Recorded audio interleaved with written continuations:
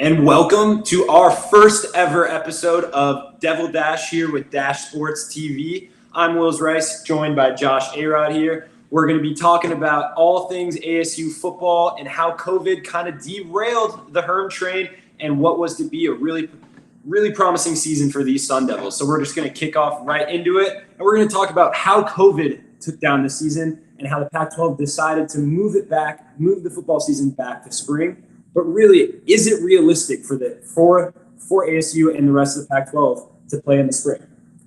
Wills, I don't really know if it's super realistic. They're listening to the medical doctors, and they're trying to just listen to the people who know most about this topic, but there's so much unknowns. I mean, the Big Ten commissioner, Kevin Warren, along with Pac-12 commissioners, they say they're just listening to the medical doctors, and I mean, it's just tough. Yeah, I mean, if you look at it just as a season alone, I think it's realistic to play in that spring season.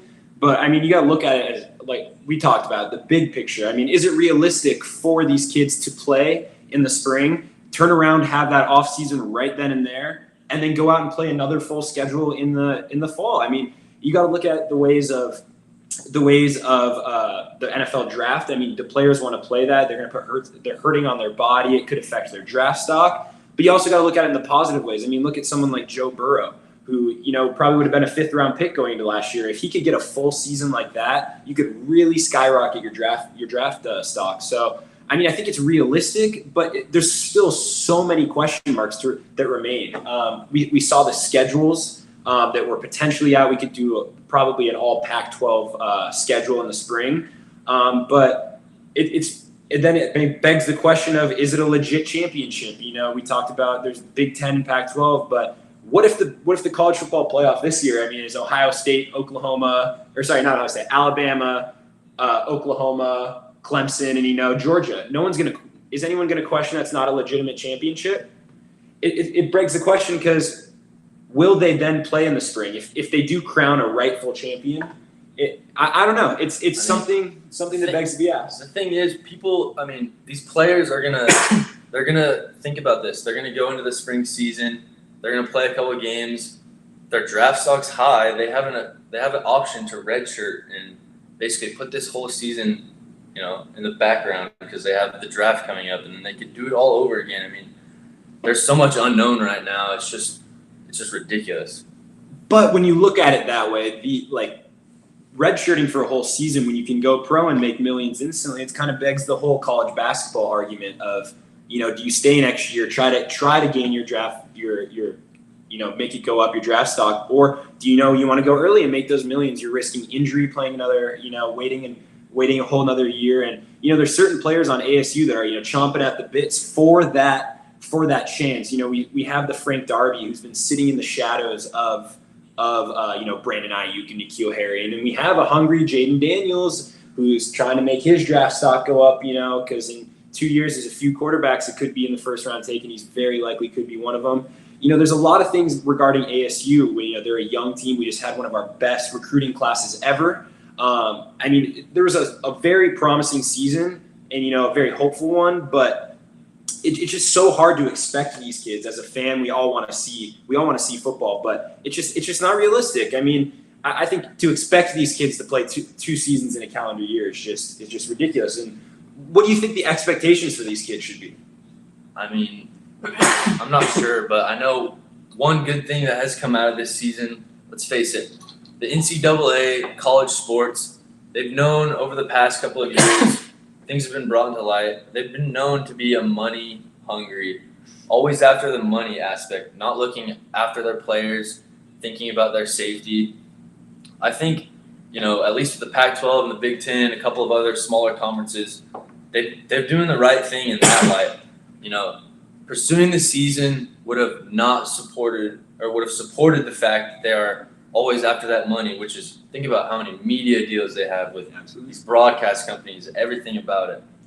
But as you were saying with Jaden, I don't know about Jaden being a Heisman. We'll get to that later. But a little early. With the spring football season, I mean, it's just there's so many question marks. I can't even tell you. I'm sure it's happened before, but I know they were talking about the last time a Rose Bowl has ever been played not at UCLA at the Rose Bowl was played actually at Duke. And you look back in the history books and it's like, wow, there's a Rose Bowl played at Duke, and I think it was a similar situation to this where the Rose Bowl wasn't going to happen at the same time, and they did it elsewhere. But I mean, it's so interesting that if they do play these Pac-12 only schedules, would they still have a Rose Bowl in the spring? I mean, there's so many question marks, and with safety, we've seen the Pac-12 and the Unity group with their questions and all of that. Before we can even have a season this fall, I think there's still so many more question marks. I mean, we see the SEC, they're full steam ahead with Ed Orgeron being the head of that, and it's just you can't really say decisively that our players are staying safe. Colleges all around the country opened back up, last week and this week, and will be continuing to open back up. And these are kids, these young kids, the Chad Johnson Juniors, the Bunkley Sheltons. These are guys that are 18 years old, and they're checking into one of the biggest party schools in the country and one of the biggest, just population-wise, the biggest population-wise country in the country. And you can't blame these kids for trying to be social, everyone. Like, you really can't. They're college kids. They need to make friends. They're not going to sit in their dorm room and only be friends with their football friends. And that's nationwide. That does not just involve ASU. And that's something that just as a coach, as an organization, I think the Pac-12, the Big Ten did it right by delaying the season. But I question how much they did this to, kind of satisfy the fans. Here's not your full meal, but here's a little appetizer of what could be. Do they really? My question is, do they really think that the spring is going to be more successful? That we're going to have a cure for this by then, and everything's going to be all. I mean, maybe we could have it contained, and the numbers will be down. But if the same reasons you postponed the season this year or to the spring, I really don't think that those issues are going to be solved 100% by the spring. And if you truly believe that this is about those players' safety, I mean, how can you send them out there in the spring again? I mean, I think it's a facade right now. I mean, the higher ups of these organizations are, just pushing delay. They need more time to figure out the situation. I feel like Pac-12 might have called it a little bit early, but you know what? Someone's got to take that step. Someone's got to plant their foot in the ground and be like, look, this is the right thing to do. We don't know enough about the coronavirus and what it's going to be like in 6 months, but I know there is hope. Yeah, I mean, it's definitely, there's hope. I mean, all fans want there to be hope. No one wants to hear that there's no chance for a college football season. I mean, the players we've seen the hashtag We Want to Play movement. But again, they're probably, if you realistically, I know college sports are changing, especially football, and I don't think they're ever going to be the same as we knew it last year. Players are going to make money. I mean, especially with the risk that they have to take.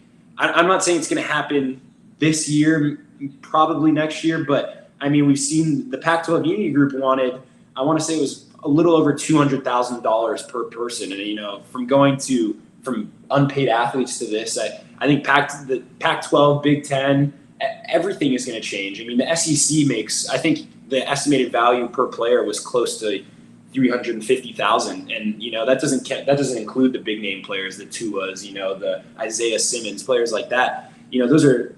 It's going to be. It's not even COVID question marks at this point. They've a topic we wanted to talk about was the Pac-12 Media Group. They wanted the safety. They felt, UCLA was a big thing. We saw UCLA hire an outside outside health organization. So they would make sure that their practices were all falling under the COVID guidelines. And I think there's more questions that need to be answered other than COVID. And the question is like, can these players be safe, and will they go out there, and if they aren't potentially 100% safe, will they have these guarantees that if they do get COVID or if they do get hurt, that they're going to have insurance or some sort of plan set in place? And talking about the Unity Group, a lot of players have been unhappy.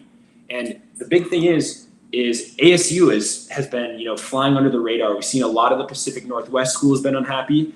But on the Pac-12 Unity Group, there's 0 players that ASU named.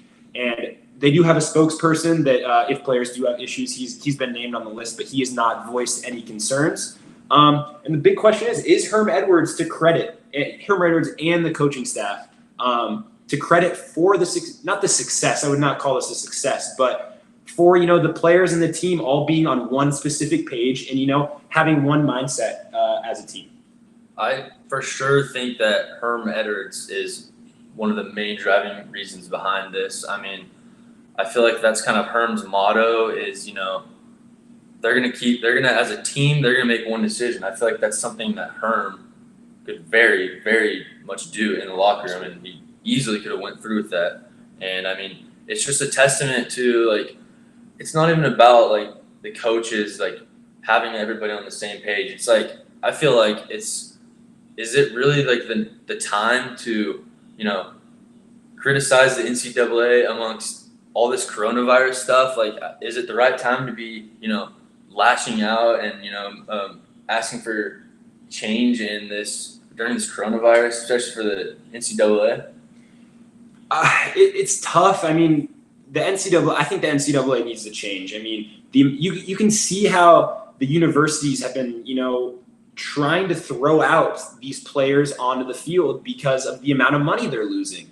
And that's a huge issue. I mean, we're not D1 athletes, but if we were, it's it's really, you can see that they don't care. They want the money, it could be devastating to a lot of non-Power 5 football conferences, 1 year of not having college football. So I think the demand for change really is here, but I think what this speaks to is that the reason Herm got hired here was, Ray Anderson didn't even interview anyone else. People wanted Les Miles here. There's a lot of names getting thrown out at the time. And he interviewed one guy, which was his guy. And everyone threw the question marks. I mean, he hadn't been a coach in forever. He'd been an analyst on ESPN. Even when he was a coach, he wasn't a great coach. And there's a lot of question marks. But I think what needs to be said about this is the hiring goes way beyond the football field. Herm Edwards is one of the things I've heard about Herm, and I truly believe, is that he's a leader of men. He's not a leader of players onto the football field. It's when you're a parent, you want your kid playing for Herm Edwards. And I think this is a great example of this. He's reaching out to the team. His staff is reaching out to the team, and they're getting input from everywhere saying, what can we do for you as players? And I think that's a huge reason to why, obviously every player is going to want to get paid. That's a big thing. I mean, who doesn't want to get paid? If you don't have to do anything else, you just have to go out and play and you're going to get paid. Hell yeah, I want to get paid. But, I think the ASU players realize that it's more than that. It's more than just pay. And I think they realize that Herm Edwards, Marvin Lewis, Antonio Pierce, and this model of pro coaching staff, they care about their players, and they know that to be in the NFL, you have to be more than just a player. You have to be a man. You have to be a leader. You can't be a coward off the field. And I think that's where Ray Anderson really needs to get more props. I mean, Ray Anderson went out and made this hire, no questions asked. And I know you want to talk about Ray Anderson, but a few years ago, there's a lot of question marks regarding ASU sports as a whole. And now look at it, obviously there's no sports this year. We potentially could have had 2 top 20, if not top 15 teams on our campus this year. And I think it really speaks to ASU athletics and the people they've put in place to reach out to these student athletes, because we're now seeing that although the success really hasn't been there. Yeah, we beat a bad Florida State team in a bowl game last year, but although the success really hasn't been there, you can see the progress being made on and off the field, whether it's, the renovations, whether it's these kids that, getting first round draft picks, even though they weren't, necessarily all Americans on the field. It says, we're getting the better recruiting classes, and it speaks volumes to the job Ray Anderson at the top and on down through Herm Edwards and the staff he's put together. I mean, it's pretty incredible how there's so many issues going on in the world right now. And then in this Pac-12 Unity Group, there wasn't one ASU player on it. And I really, that just has to speak volumes to the type of coach Herm Edwards is and the staff he has. Yeah, and quick little fact about ASU football and wanting that money. ASU football, $39 million in the 2018-2019 season, 65% of the total sports revenue. But like you're saying, I think for football, it all starts with Herm. I mean, Herm is that guy. He's a culture. He started a culture at ASU. And you think about this. He influences the top players on the team, the leaders of the team, and everybody else looks up to them. So props to Herm, Marvin Lewis, like you guys said, Antonio Pierce. Those guys have what it takes to lead a team and coach these young men. And another thing about Herm that I really like what you said he builds leaders. And I think a way that Herm succeeds as a coach is, he has these captains that he relies on. Whether it's we've seen freshmen, we've seen seniors. We saw a backup quarterback last year be a captain. That's unheard of, let alone at a Power 5 school. It's ridiculous, but he notices these leaders, and I think that's how the players respect him. He doesn't micromanage every single player on the field, but he knows these players know what they're talking about. These guys know how to lead, and he lets his players lead by example. And I think that's a really powerful tool as an athlete that helps recruiting. You want to play for someone like that, where if you make a mistake or see someone else, you can help be the coach. And another player is going to respond better to criticism from another player rather than probably the head coach, where he might be a little scared he's going to lose his job, something like that. And I think it's just the entire staff they've put together has been incredible. But that doesn't speak to just the staff. I think it also speaks to the students. I mean, that it goes both ways. That the coaching staff has to do that difficult job of putting up with being on the same page with the students. But at the same time, the athletes have the maturity to recognize the point of where we're at for football season, off the field, and all that. And they've also worked that communication out with the team. We're going to talk about him next, but Jaden Daniels has been an incredible leader for this team. He hasn't really been all over Twitter. We've seen a lot of people, the Trevor Lawrences and stuff, tweeting about it and trying to take action. But I think they haven't been in the news. I think that speaks to how they've communicated as a team and as an organization. Yeah, and you said coaching staff when you're referring to ASU, and I feel like you hit it right on the head on the nail. I mean, it's not just Herm Edwards. It's the surrounding factors, people that are with him every day, giving him the other insight, stuff he doesn't hear. It's things like that just, it's everyone. It's teamwork, literally, not just one person. And he's put together a lot of ex-players that, aren't really major coaches, but, players that, like I'm sorry, I'm drawing a blank on his Mike Bercovici. He's one of the quarterbacks coaches now, and he was an ASU legend, if you will.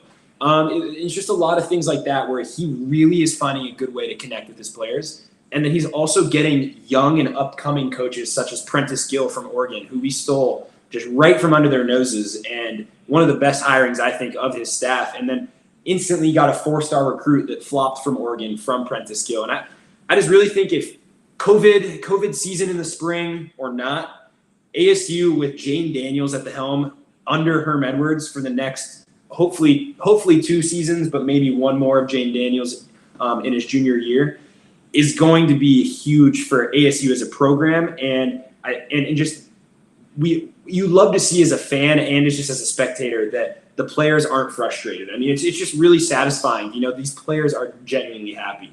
But transitioning over, we have the Jane Daniels talk as a leader, as a player. He had a great freshman season. But what we want to talk about is he a legitimate Heisman contender? Yes, he is, but I'm not on the Jaden train yet. I'm sorry, Wills. Oh, man. But hey, it is what it is. He's a sophomore. He needs to put on some weight. This man, I feel like, here's the bottom line. If Jaden Daniels wants to, enter himself legitimately into the Heisman race, Heisman talk, I feel like he needs to use his feet a little bit more. He needs to throw the ball a little bit better and just be on his feet more. I mean, it's a great point.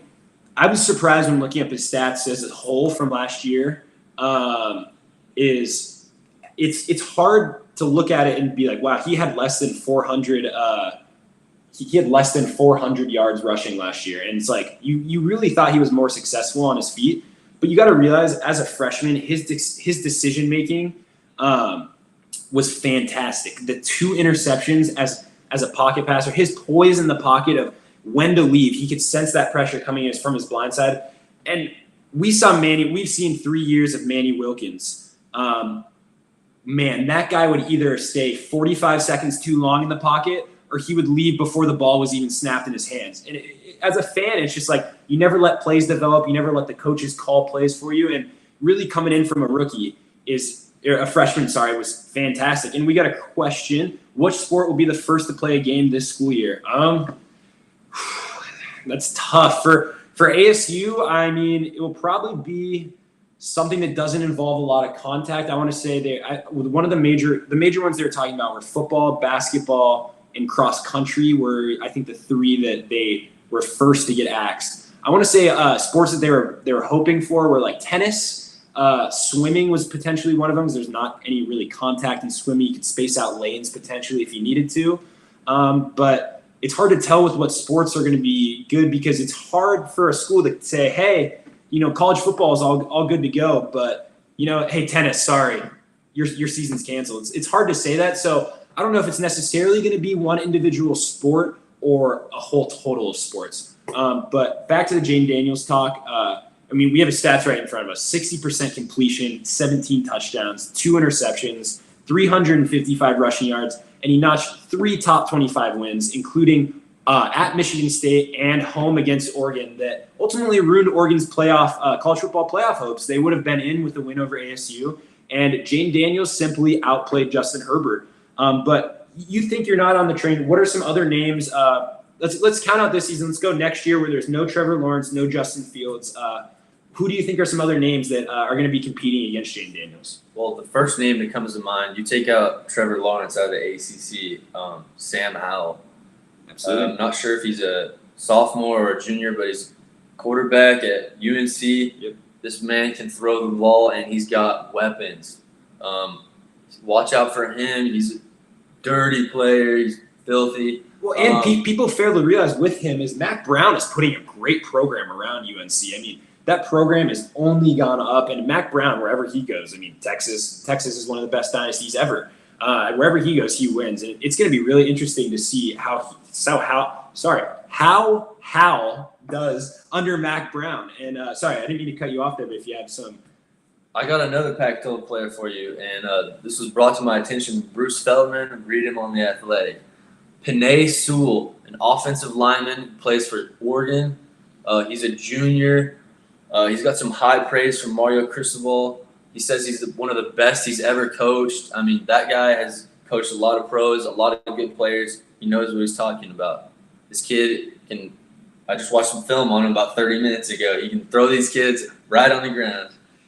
And when you're talking about Heisman, it's almost impossible to, talk about an offensive tackle for Heisman. It's never been done. But I think when you bring out names like that, it's like, yeah, they might not get the national praise. They might not get invited to New York, but that's a guy that very well and probably will be a top 5 pick in the NFL draft. So if you're a team that, your team's projected to be bottom 5 and bottom 7 and you need line help, this is a guy that in the Pac-12, every game you're going to want to watch. The pancake blocks, the swings, the pulls, everything he does is swift. He's a massive human being. He is a 18-wheeler of a human being coming down when he's trying to block you, and it's someone that you do not want to get in the way. We saw it at ASU. He had a fantastic game against ASU last year, and it's someone as a sophomore last year, junior this year. Obviously, his season is pushed to the spring.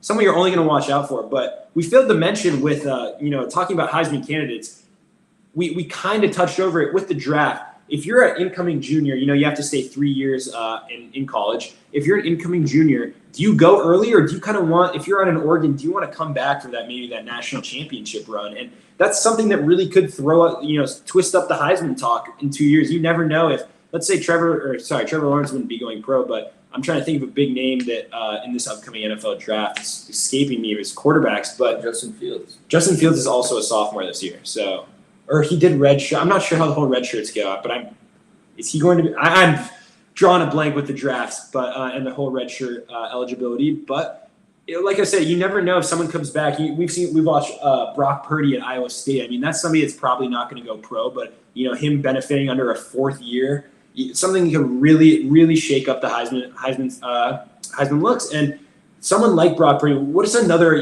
probably quarterback or position player that you look for in the NCAA? You mentioned Sam Howell. We talked about Jaden Daniels, maybe in the Pac-12, maybe outside, but that could be another Heisman candidate.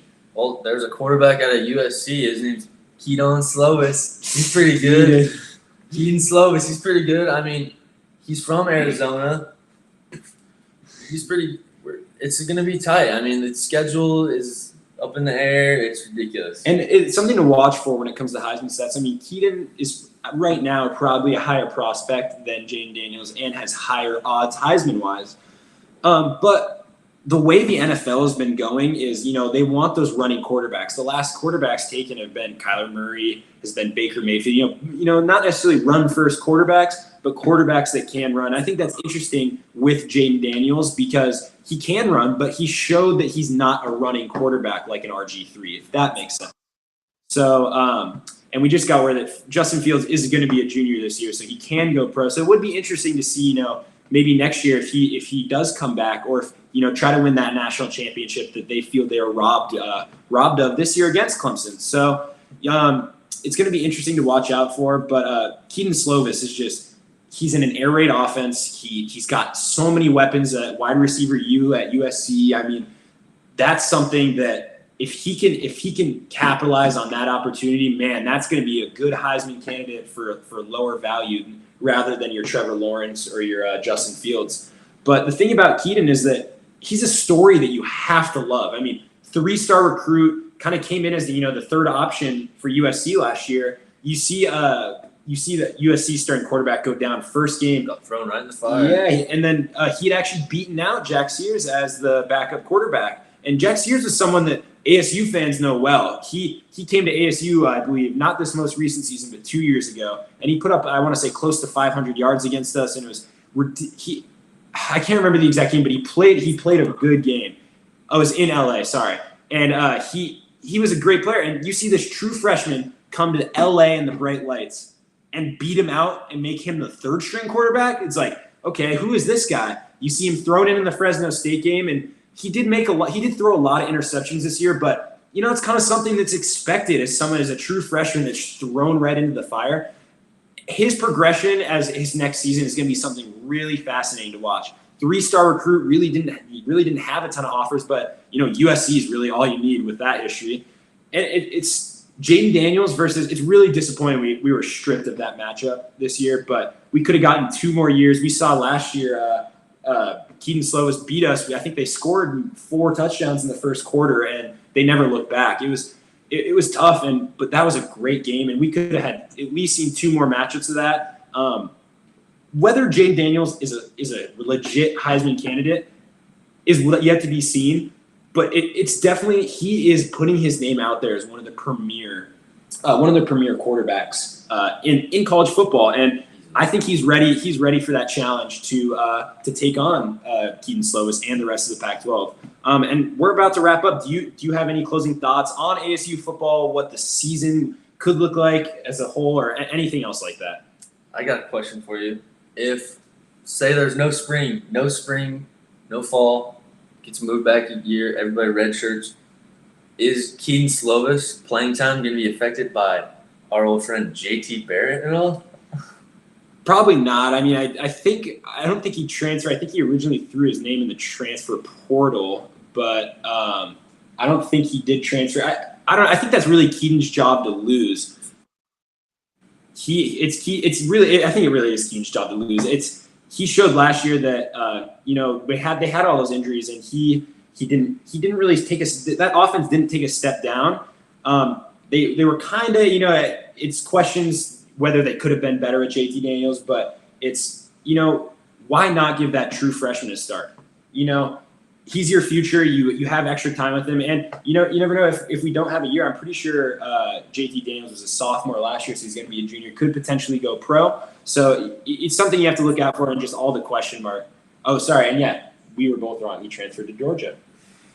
It shows our USC knowledge over here as we are big ASU fans. But we want to thank you all for joining us today on Devil Dash. We are at Dash Sports TV on all social medias, Twitter, Instagram, YouTube, Facebook, TikTok, everything.